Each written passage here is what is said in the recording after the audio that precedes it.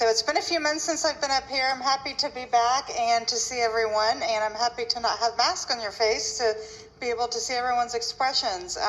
Thanks for all that you do. We are here for the aftermath of the pandemic. And I want to talk about what we can do to move forward and keep it as positive as possible.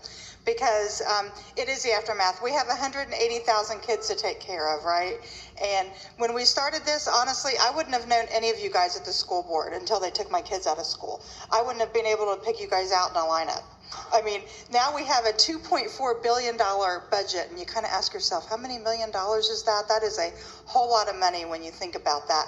And then I start looking at how much we've gotten from the CARES Act. $32 million to start with, another 125, and then $284 million. Well, what are we going to do with all that money? That's a lot of hand sanitizer.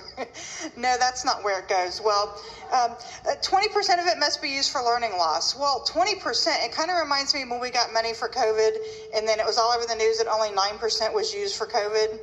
Well, that's kind of a problem because of the 180,000 kids, 60% fell behind, or 60,000, a third of them, are way behind, and it's going to take 3 to 4 years to catch up. So what is our plan? And when we come to these meetings, I don't see any plans. I'd really like to see some plans for what we're going to do for those kids in the future to get them caught up, because one of my children, it really has gotten behind, and I'm really concerned about what we're going to do for the kids in the future.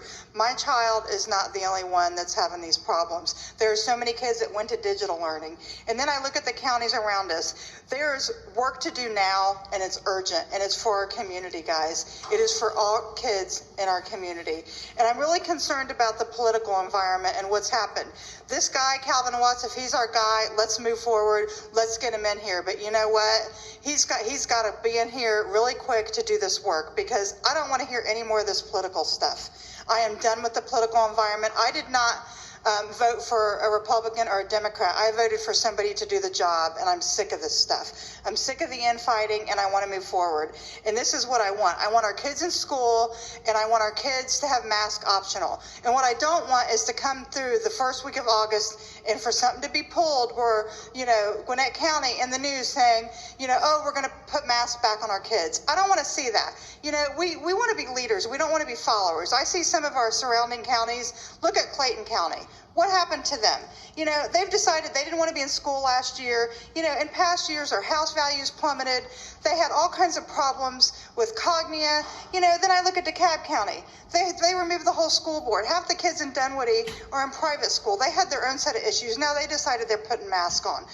Don't be followers, be leaders. Mr. Wilbanks, you've led a class act operation. You've been a leader. It wasn't always popular that you kept our kids in school, but you did it. And I'm hoping this guy, Mr. Watts, he's going to get to know us too, because let me tell you, out here, we've got a movement. How many people showed up before all this happened?